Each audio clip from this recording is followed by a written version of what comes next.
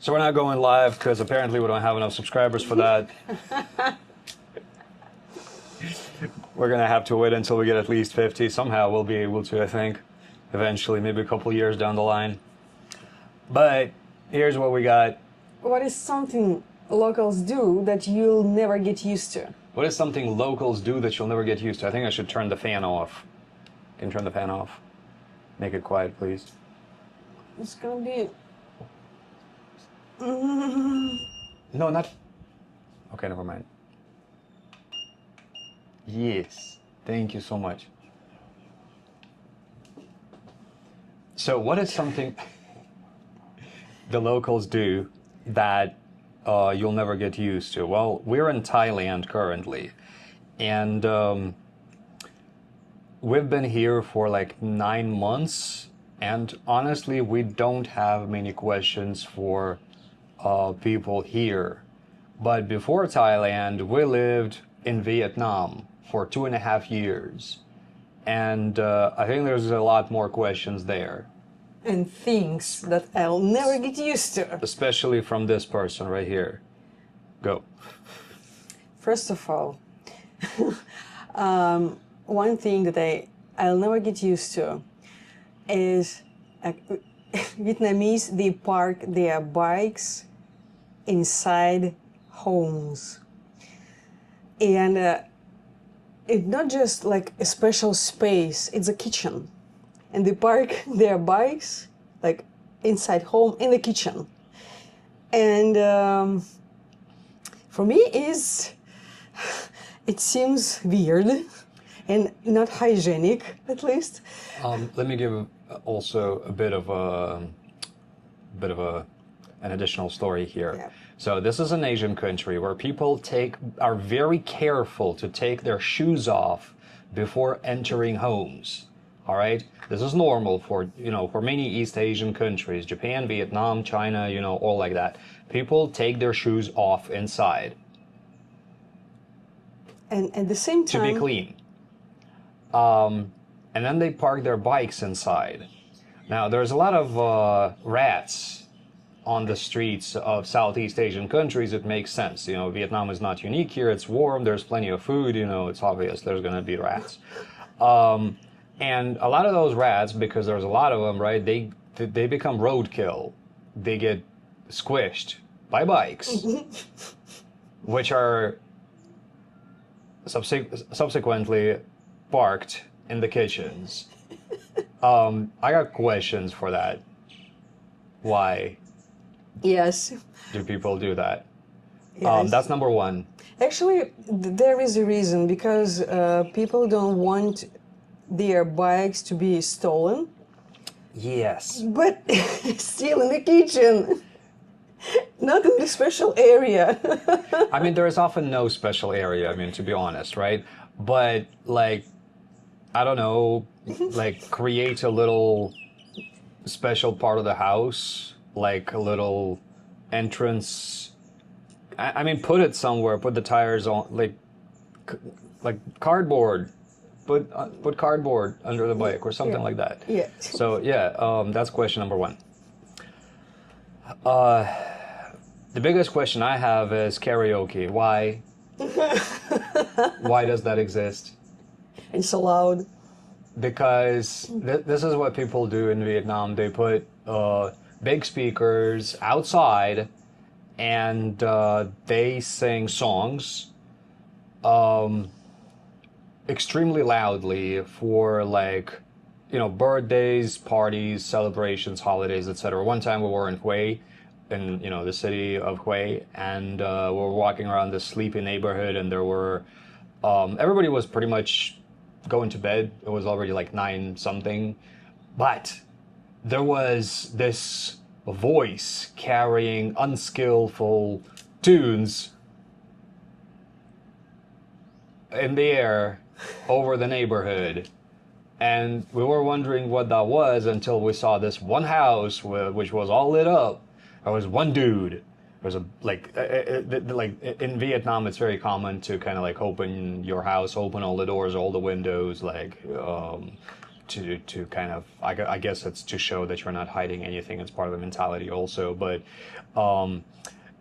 so there's one dude with a screen that's as big as the wall and two giant speakers by him, and he's alone, singing karaoke as loud as it possibly can with all the volume turned up to full volume.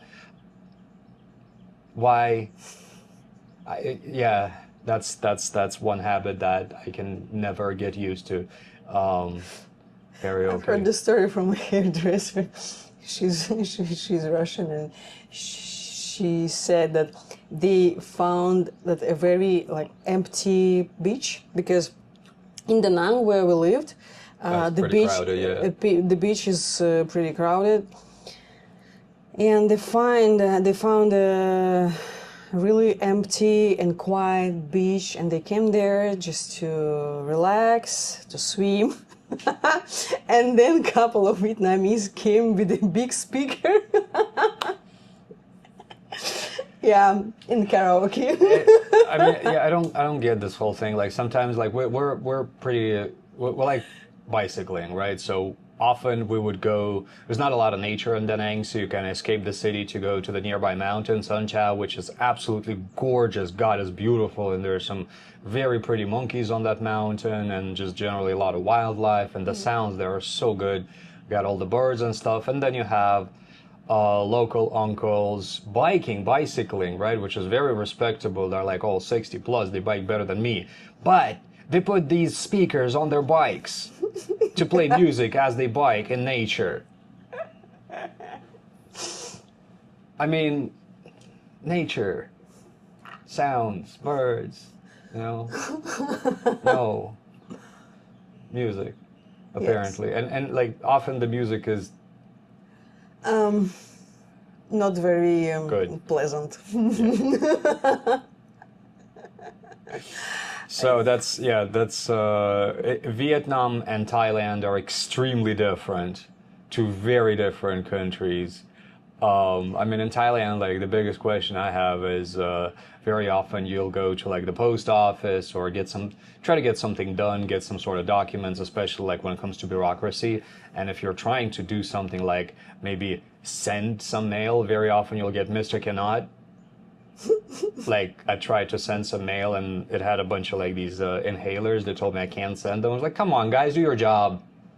Just trying to send mail, you know. But that's it. That's the only thing that I experienced in Thailand. But yeah, Vietnam is a trip. That country's something else. The people there are just. I love the Vietnamese. They're awesome. You know, they're super sweet, very friendly, very welcoming. Helpful, very helpful. Very helpful. If you need help, like for sure they'll come and help you. Like one time my bike broke down and like I only stood there for like 5 minutes. I got help. But some of the habits that they have, like just some of the day-to-day stuff is like, why? Why do you do this? You know, seriously. So Third thing is when they ride a bike, all of them wear helmets, but not children. They put like 3 children it's on like a, that here too.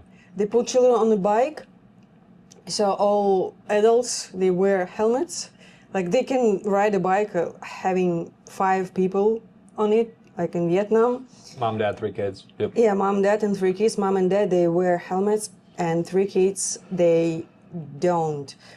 Even children about like 10 years old, so you can find a helmet for that age, and they don't, because yeah, once we were like witnesses of an accident when a guy, you remember that girl Oh, yeah.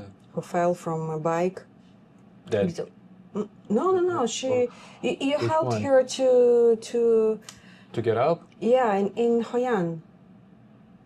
I don't know. I've helped a lot of people get up after falling on bikes, actually. Yeah, the guy, it was his daughter, I think, and Oh yeah. I remember that. That's true. It was in the evening. Yeah, the girl fell and she wasn't wearing a helmet or anything like that. yeah, She got really scared. yeah. But So yeah, it's weird. that's for another me. thing. I wish people would Yeah. not do that and put helmets on everybody. Because there's a lot of the rate of fatalities and this is not just Vietnam and Thailand. People don't wear helmets at all, and the rate of fatalities on the road is woof. Yeah. That's I guess that's one thing in Thailand that I cannot get used to. I see like people going at high speed with no helmet and kids not wearing helmets. Like, come on, this is like shit. I mean, when I ride a bike with a helmet, I feel that I'm not protected by anything, and I know if I fall, I'm gonna get scraped. I've fallen before. Don't feel good, you know. So that's yeah. On this note, that's the habits we can't get used to. There is another one. Okay, let's Yeah. The last one, the Vietnamese, they wash dishes on the side streets. Yes, that's it. Okay, so if you live in a different country, maybe there are some things that the locals do that you can never get used to. Or if you're in your own country, what do people of your own nation do that you can't get used to, even though you live there for all your life? That's that.